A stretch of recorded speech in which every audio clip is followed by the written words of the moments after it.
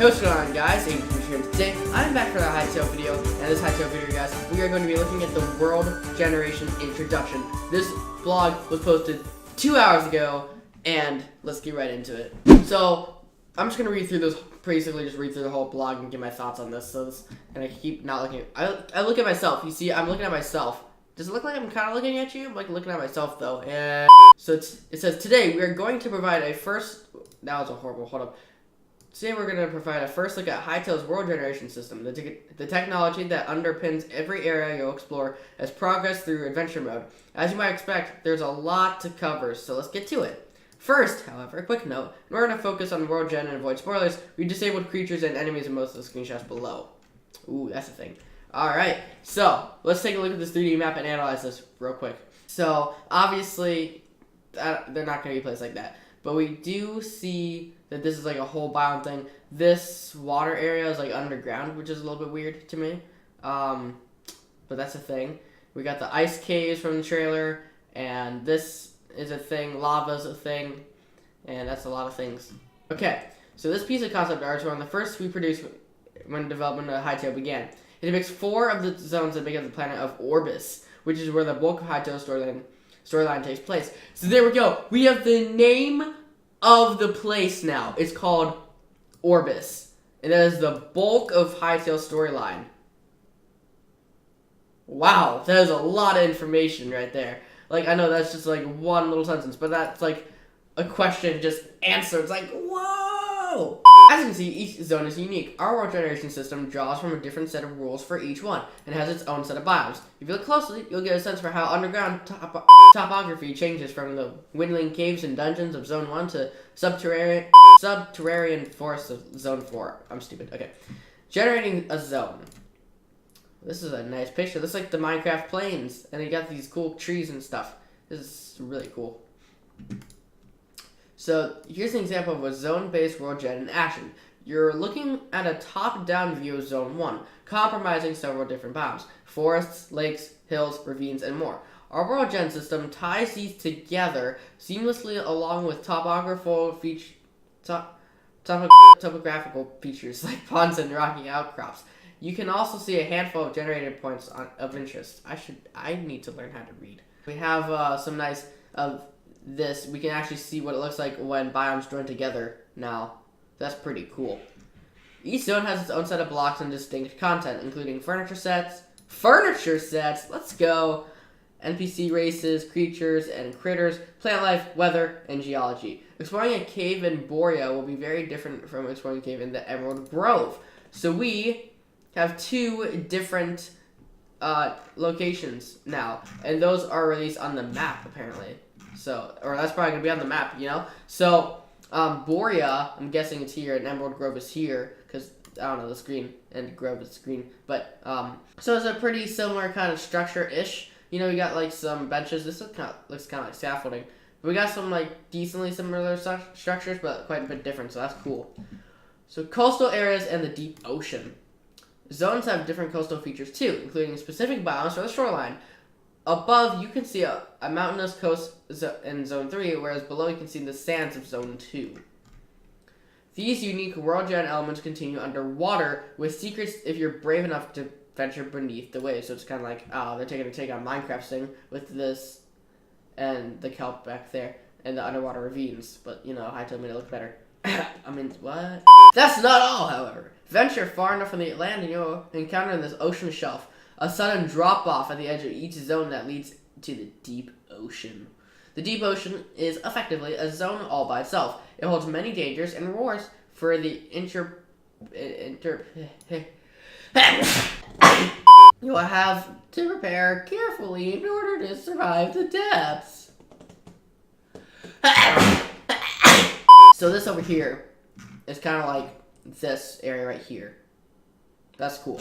Beyond the oceans lie the infinite lands. Hytale's storyline won't take you out that far, but our world gen tech will ensure that there's always something for you to find beyond the edges of the world. So that's awesome. Oh, here we go. Now we're getting underground with the generated caves and dungeons. So, look at this picture right here. It's so beautiful. Look at that. Looks like a temple, like an ancient ruin or something.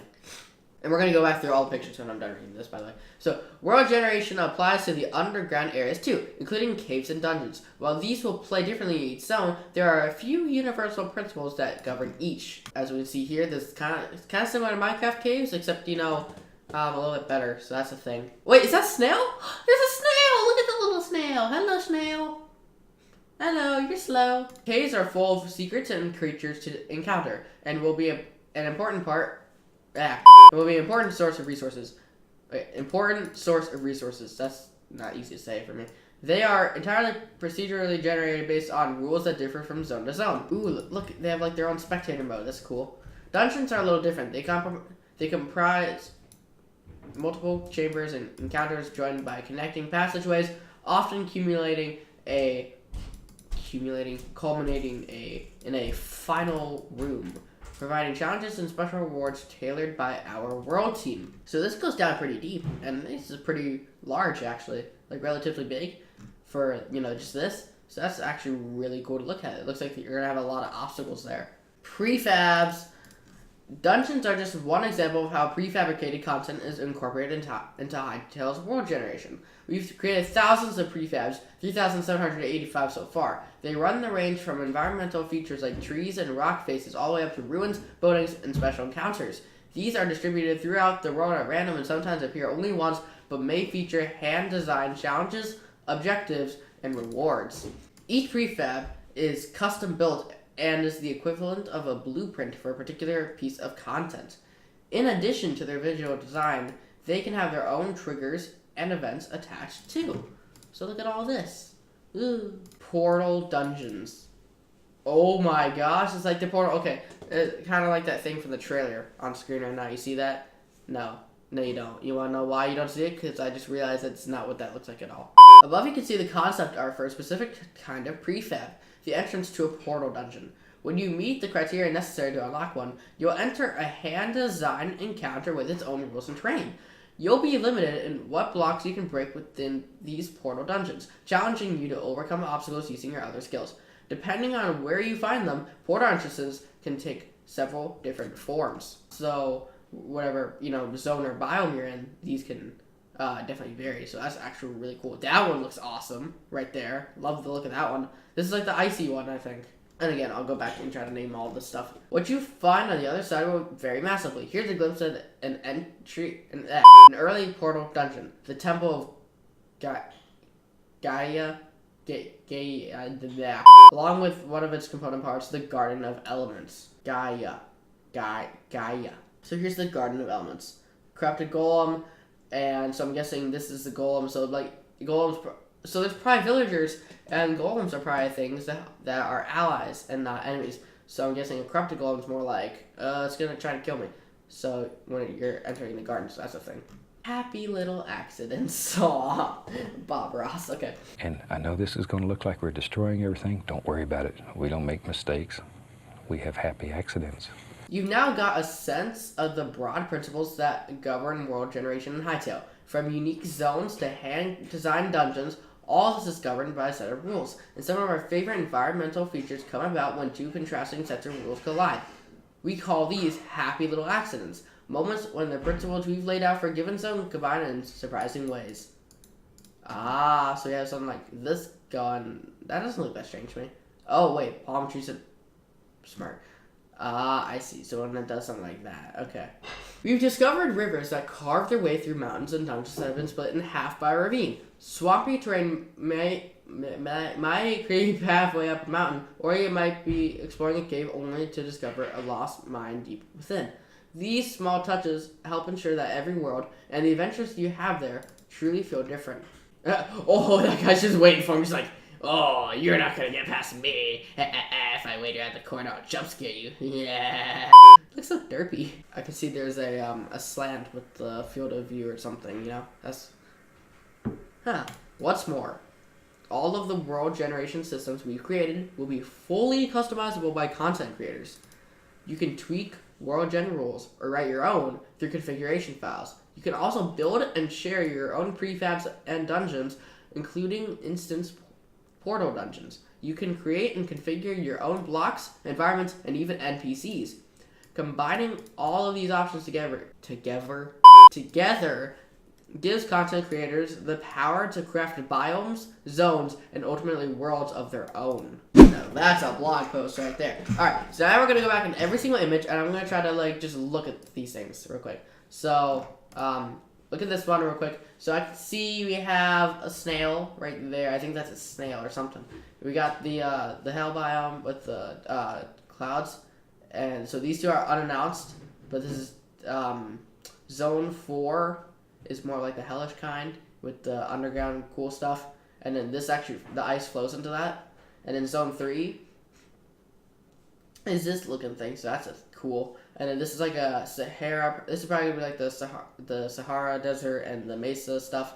So that's all gonna be in zone 2 with lava underneath, and then zone 1 kind of like more of like a grassy default overworld kind of thing you would be thinking of when you first think of Minecraft, kind of. And then we got like a dungeon back here. If I look very closely, I can't tell what that is. It looks like a chest. And then we have some guy holding a bone. There's gonna be a lot of stuff I'm missing here, by the way. And some more ores and lava and stuff like that. So that's really cool. And I think we have like a little cave thing back there. I'm not sure what that is. And little mushrooms and all that stuff. Yay, ores. Alright, next image. Once again, this is just like the world generation. So this is what the it's kind of like a plains area. There's that castle leading into the ravine. So when they took that screenshot, this is that world actually. This is exactly that world when they just took that screenshot. So if we sorry my eye. We swap over to the happy little accidents right here, as you can see, it's right there. If we head up now, I think that was like literally the same world. Was it? Yeah, it was. Look, it creates a. Oh my gosh, we found a secret! Woo! Alright, we got some glowing rocks here. The icy area, so this is like zone biome transformations. That's cool. The underground stuff, or. No, that's not underground. That's like a village house or something. Well, that's really cool actually. We got like a little bed right there, I think. Yeah, that's a bed. We got a trapdoor, so that could lead to a secret room, I think. Yep, I think these are going to lead to secret rooms. We got chests. So different so there's like a sleeping, what's it called?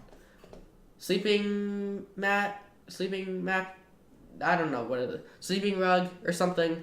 Those things you bring with you on a I can't think of the name. I'm so stupid. Okay, we got some dining room table, a candle, chest looking thing. These are boarded up windows and stuff. And then we have a bigger bed. And then, you know, storage up there or something. You can just lay up there. Alright, and then once again, we have this into the ocean, so that's really cool. There's the ice room over there, so I think, right there and there, you know, like this right here. I think this has all been in the same world, actually. Yeah, look, and then we have, like, another, biome transformation.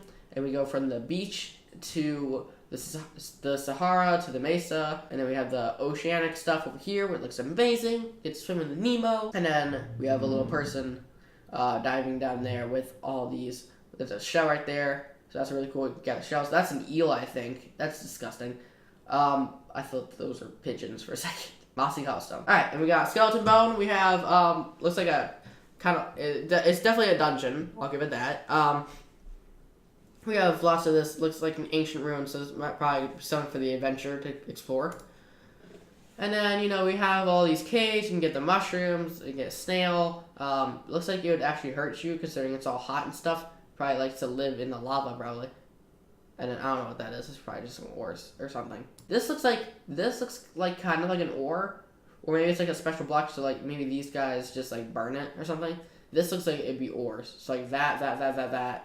You know, it looks like that would be what ore is in the game. And we head over here. This is a nice big dungeon. You know, it looks kind of like a mine shaft, but a lot different. And you guys can get a closer look at this. I'll zoom in and stuff, just so that way you can actually get some sort of look at this. And now we're gonna look at this thing. This is a really cool like tower house looking thing. When we look over here, we got like a little house area going on. There's a sheep. We've never seen a sheep in the game, so there's a sheep right there. I see that leaves do not generate quite as much as the wood branches do, so when it comes to entities and stuff, so that's the thing. And we also have whatever this thing is. I guess we'll find that out eventually. And then these are all the crops you can find on top of the world. This is like what the game decides. Hey, should I put this here, this here, this here, this here? And then we have some concept art for the Gaian portal. Again, you can just walk down the spiral staircase from in here, and it'll lead across the corridor into the portal. And then here's all the different portal designs. So this is probably for the Zone 1. I'm guessing this is Zone 4, Zone 3, Zone... This could be Zone 1 as well. This could be Zone... We really don't know any of these 4. We don't know for sure what these 4 are. But we do know this is probably Zone 3 and this is probably Zone 4. But this looks like an Ender one, and this looks like something like to do with the Aether. This looks like an enchanted forest, and this just looks like regular overworld. So I'm guessing that might be Zone 1. And here's the Temple of the Gaia dungeon. So that's probably, you get the portal, and you head over here, conquer this place, make your way back, and got a little person there. So this is actually a pretty nice sized structure, and it's concept art, so that's really cool to look at. Oh yeah, and also like this thing, you probably want to go get that. Alright, then we got the Garden Elements with the Corrupted Golem. He's probably going to try to attack you. He takes the sword, I'm guessing, so that's going to be hard for you to get around him. You're probably going to have to head here for an adventure mode, something in your adventure, so you're definitely going to probably want to head over here and then do something with the golem, so oof. You got some weird world generation going on over here. You got some palm trees in the Sahara, and there's like a bunch of sandstone textures, so that's really cool. And some wheat stuff, some grassy stuff, a horse, which we've seen already, but we've never seen a horse just wild, so that's really cool to look at, I think. And I don't know what's behind there. There's something right there. You look right there. I'm zooming in right now. Look at that. So weird. Alright, and then this is, we've been over the screenshot already. This is like the weird generation glitches. And we got this derpy guy just sticking there. This looks like some sort of like parkour thing, or maybe it's probably not parkour. I don't think you're supposed to jump on those. It looks like, spikes and stuff trying to kill you on your way down in the dungeon, in the cave. And then this guy's just waiting to come kill you, so that's... Gosh, he looks so derpy. Alright guys, so this is going to be the end of this Hytale video. I still haven't finished editing the other one, so that's the thing. So if you guys did enjoy, be sure to leave a like down below, subscribe to our YouTube channel, turn on push notifications, comment down below, share this video around, share my channel around, all that good stuff. And yeah, I'll see you on the next video. Peace out, guys.